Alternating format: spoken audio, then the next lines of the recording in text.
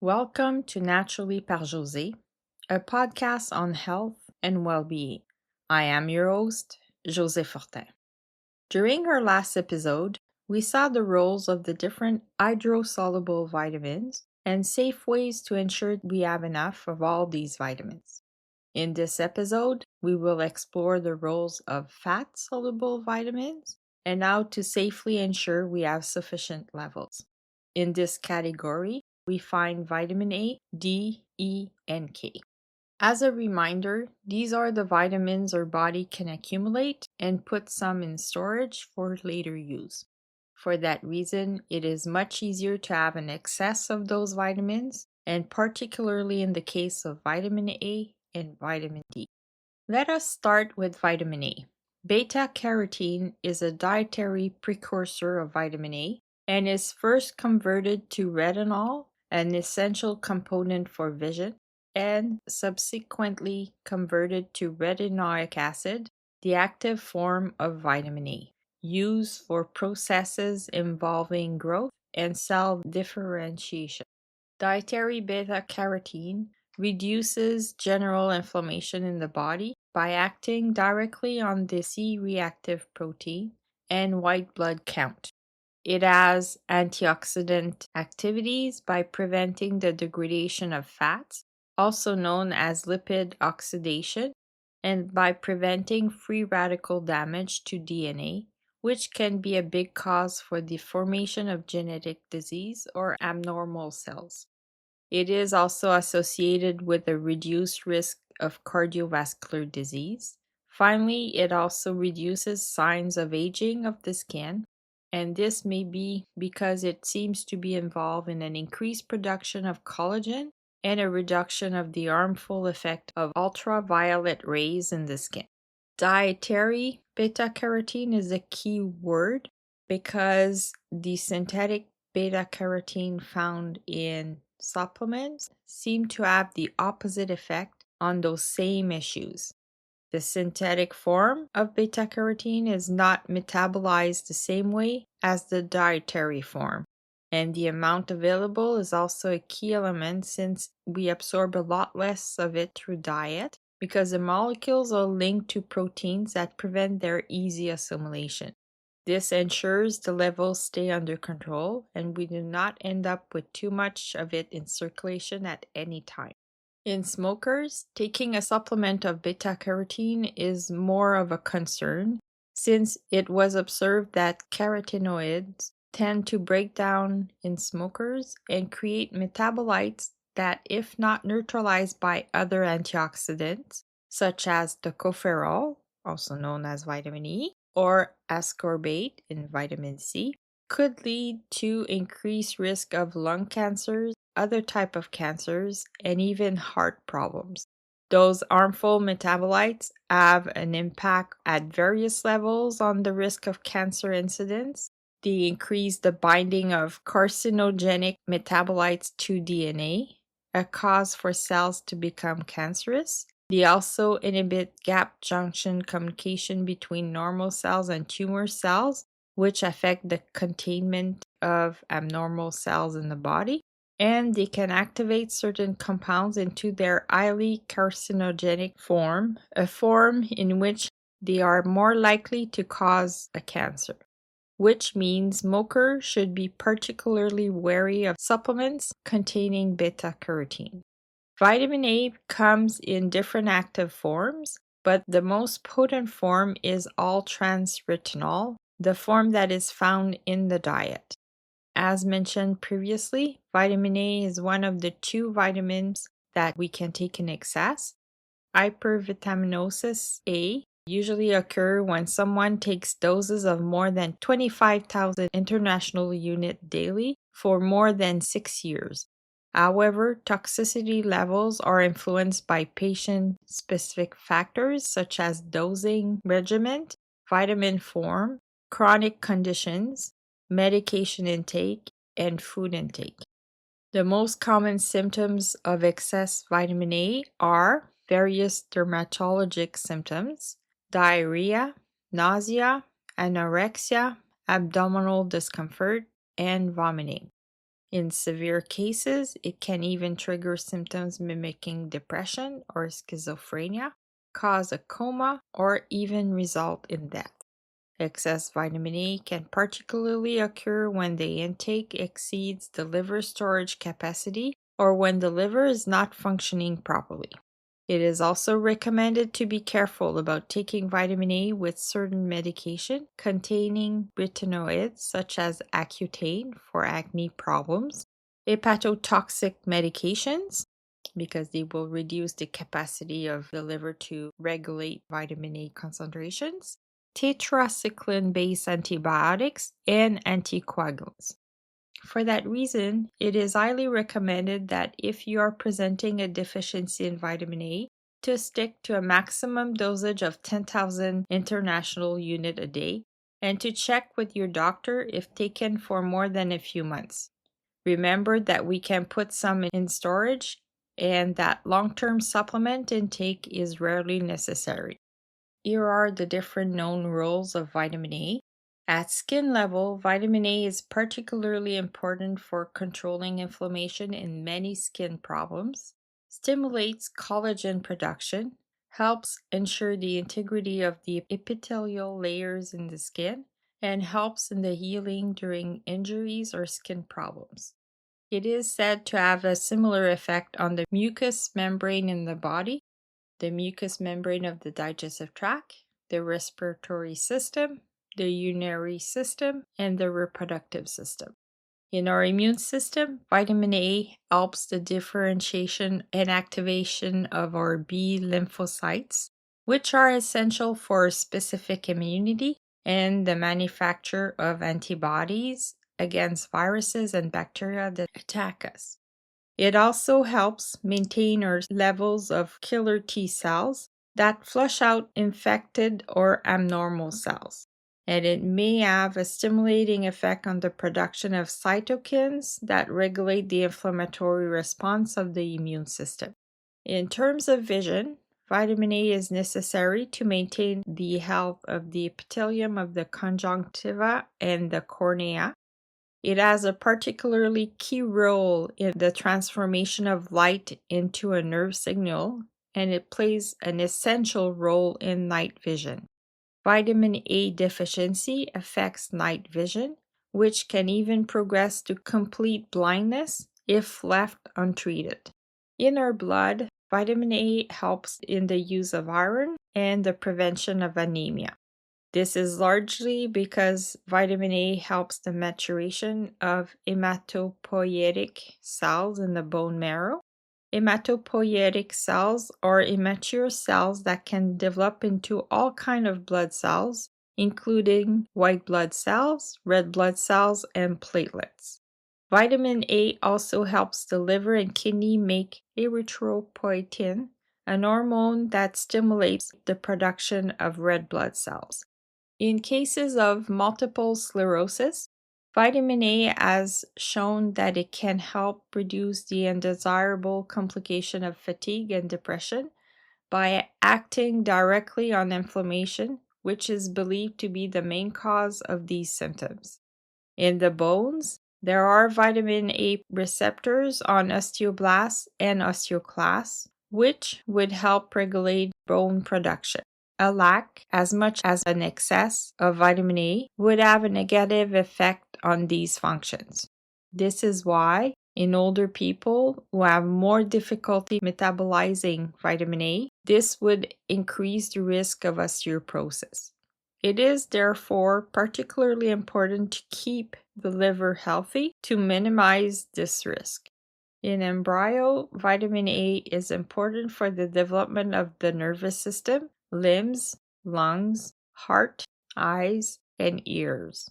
However, an excess would have a teratogenic effect, causing malformation in the nervous system, thymus, cardiovascular system, as well as the skull and face. Again, this shows that it is particularly important to properly regulate vitamin A levels, since a surplus can be as harmful as a deficiency. In our diet, we can find vitamin A in its active form in animal sources, while it is the beta-carotene precursor that is found in vegetable sources. The best sources of vitamin A are animal liver, eggs, full-fat dairy products, butter, meats, and fatty fish living in salt water. Beta-carotene is found particularly in green leafy and orange vegetables, some fruits, and some tree nuts. Now let's look at vitamin D. The human body can produce vitamin D when the skin is exposed to sunlight and particularly UV rays. The risk of deficiency is very frequent in Nordic countries with a decreased daylight time during winter. People tend not to venture outside as much during winter because of the cold, and since the daylight time is much shorter, most are at work during weekdays at midday, the most beneficial time for vitamin D production. The systematic use of sunscreen, which blocks the action of UV rays in the skin, also prevents the production of vitamin D. There are two forms of vitamin D, the D3 form, also known as cholecalciferol, which is mainly found in animal sources, but is also found in a few plant sources, and the D2 form, ergocalciferol, which is widespread in most plants. Studies show that D3 is absorbed and transformed by the body 2 to 3 times more efficiently than D2. Once in the body, these two vitamins precursors are converted into calcitriol, the active form of vitamin D. The role of vitamin D in calcium homeostasis and bone health has long been established, while its other functions have only been recognized in recent decades. For the bones, it helps the assimilation of calcium by the gut and increase the bone mineral density. It has an immunosuppressive action in autoimmune disease such as rheumatoid arthritis, type 1 diabetes, Hashimoto's disease, etc. Vitamin D is said to have a general anti-inflammatory effect on the body by its role on C-reactive protein and TNF-alpha, which also helps the health of our cardiovascular system on several levels and reduce recurrent inflammation in ulcerative colitis. It has a protective effect on the liver and lungs. Finally, it would help sleep and be beneficial during seasonal depression. Hypervitaminosis D usually does not happen if taking a maximum of 4,000 international units of vitamin D a day. Doctors can even recommend higher dosage if they keep an eye on your levels and make sure they stay at a safe concentration. Most of the time, an excess occurs when someone takes a liquid formula and miscalculates the dosage. In most liquid formulas, one drop gives 400 to 1,000 international units of vitamin D, and as you can imagine, it does not take that much to exceed the 4,000 international unit for adults. In the 50s and 60s, cod liver oil was the main source of vitamin D supplements. However, nowadays, fishes are all contaminated with heavy metals, and the filtration techniques needed to remove contamination from the oil extracted also remove a good part of the vitamin D they contain, which means that is not necessarily the best way to take this supplement anymore. Nowadays, most vitamin D supplements are produced from sheep lanolin. However, care must be taken to ensure that the company providing the supplement does systematic laboratory testing when procuring their raw materials, as many are contaminated with solvent residues, heavy metals, and pesticides. The stability of the product and its assimilation can also vary depending on the other ingredients with which vitamin D is mixed. So even if buying vitamin D from sheep lanolins makes it feel like we are buying identical product from one company to another, the effectiveness of the product can vary a lot because of large fluctuation in the quality of the raw material and its bioavailability. Plant sources of vitamin D3 are usually of higher quality because the extraction is easier and there is less contamination. In most cases, vitamin D3 from plants are extracted from either a lichen or red algae grown in a protected environment to prevent contamination. The vitamin D is then extracted by using alcohol maceration and enzymes. So this is a much cleaner process.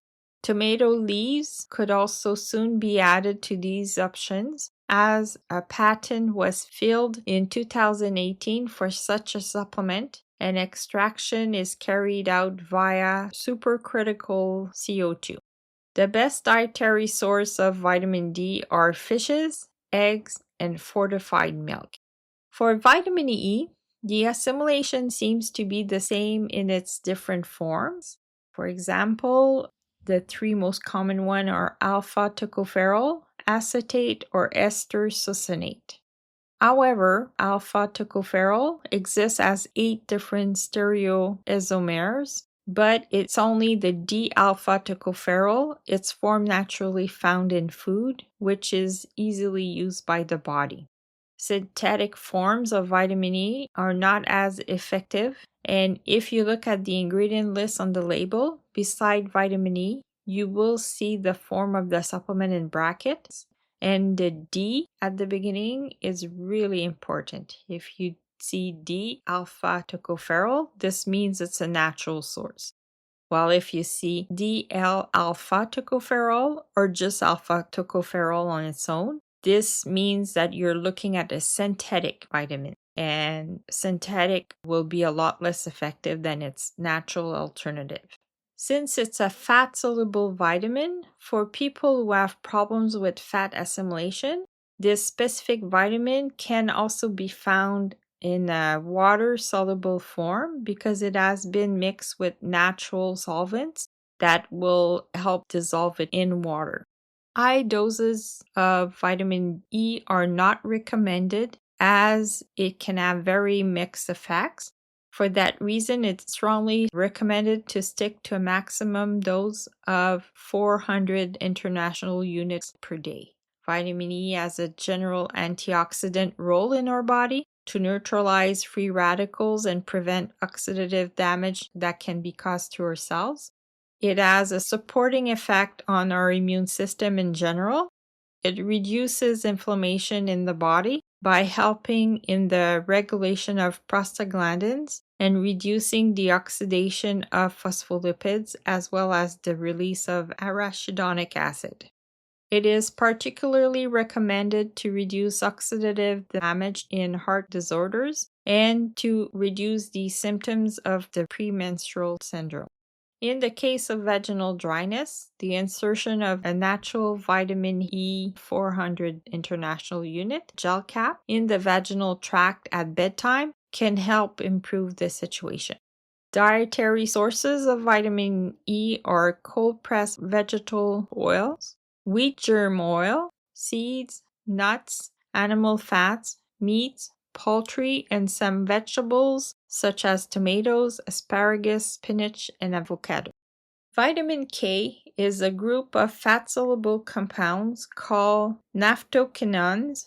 These substances include vitamin K1, also known as phytonadione, and vitamin K2, menaquinone MK.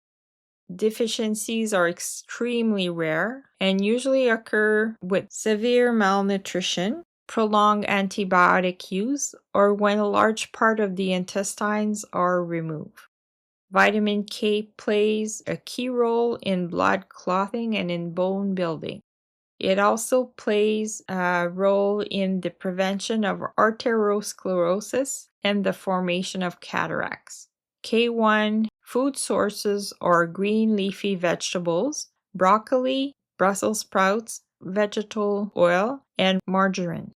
K2 is produced mostly by the microbiome in our intestine and is also found in meats, cheese, and eggs. To ensure a healthy microbiome and a sufficient concentration of vitamin K, I recommend listening to episode 4 and 5. Now let's look at how to ensure we have enough of all those vitamins. In my last episode, we saw that taking a B complex is usually better than taking the B vitamins individually. Even if there is a known deficiency of one specific vitamin B, it is better to accompany the intake of the individual B vitamin with a whole B complex supplement to ensure a better bioavailability and effectiveness. The same can be said about antioxidant vitamins, which are vitamin A, E, and C. Vitamin C is very safe on its own and in high concentration, but when combining those three vitamins together in a supplement, it helps ensure that vitamin A and E are more effective as antioxidants because vitamin C restores their antioxidant functions so they can continue to fight tissue damage. Also, when combined, they are usually present in smaller concentration, which help minimize the risk of overdosing. While taking vitamin D supplement is usually a very good idea, especially during winter, do not forget that our skin can easily produce vitamin D if exposed to UV rays. This is why exposing our skin for 10 to 20 minutes to the sun before putting a sunscreen on could be a good practice to help ensure vitamin D synthesis. Up until now, I have talked a lot about supplements, but having a well-balanced diet can go a long way to ensure we have enough of all these vitamins. The main points to retain is to avoid refined and processed foods, such as white rice, white flour, refined sugars, and all the fried foods, because the refining and processing eliminate a lot of the essential nutrients for health, including vitamins. To have a well-balanced diet for at least 2 of your meals, a quarter of your plate should contain a protein source, another quarter should contain unrefined complex carbohydrates, and half of the plate should contain a variety of brightly colored vegetables.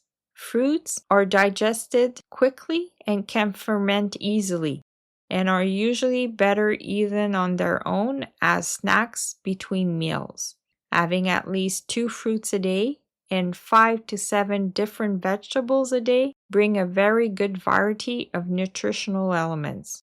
Add to that a source of good fat at each meal for their benefits, but also to ensure a better assimilation of the liposoluble vitamins. In wintertime, when it is sometimes harder to get a good quality of fresh fruits and vegetables, some will turn towards frozen foods or canned food, but those processes eliminate some of the vitamins contained in those foods. Adding sprouts to our diet can be a very interesting alternative to this because when seeds start to sprout to form a new plant, the process amplifies the concentration of vitamins and enzymes to allow the growth of the plant at an accelerated rate. They are a bit like a vitamin factory and are particularly concentrated in vitamins of the B complex and vitamin C. They also contain a high concentration of enzymes, which can help the digestion and assimilation of nutritional elements. By adopting those dietary recommendations, this will result in a complete diet with very few deficiencies. For those that have a more restricted diet, that have assimilation problems or allergies, it can become more important to supplement in general. Most multivitamins on the market are mostly composed of synthetic vitamins, and those tablets are not always easy to dissolve or digest. A better way to ensure you have enough vitamins would be by taking a supplement of greens. Those supplements are also very concentrated in fibers that are particularly important for the beneficial bacteria in our gut. The only time you should be more careful with greens is if you have an inflammatory problems of the gut, since they need a lot of digestion and contain a huge quantity of fibers. They potentially can cause more irritation in those specific situations. In those cases, taking a mix of green that have been fermented ensure that the nutrients are even easier to assimilate and that the fibers have already been at least partially digested which can reduce the irritation of the gut membranes. In conclusion, not all vitamin supplements have the same effectiveness in our body. It is important to be well informed and to choose wisely. It is always better to get your vitamins through a well-balanced diet, but in specific situations, it is sometimes recommended to add a vitamin supplement. You should now have the information needed to make good choices in what supplement to get. This podcast is not intended to replace your doctor's recommendations. It is always important to consult your healthcare providers to make sure that any changes you make do not negatively affect your health problems and that the changes made are not likely to affect the effectiveness of your medication or result in undesirable interactions. Thank you for listening until the end of this episode. If you appreciate the information conveyed in my podcast, I recommend that you subscribe to the platform you use. You can also turn on the notification bell to be notified when I download a new episode, which takes place every second Tuesday. Feel free to leave comments if you want more information on specific topics. I am looking forward to talking to you again at my next episode. Take care of your health and well-being.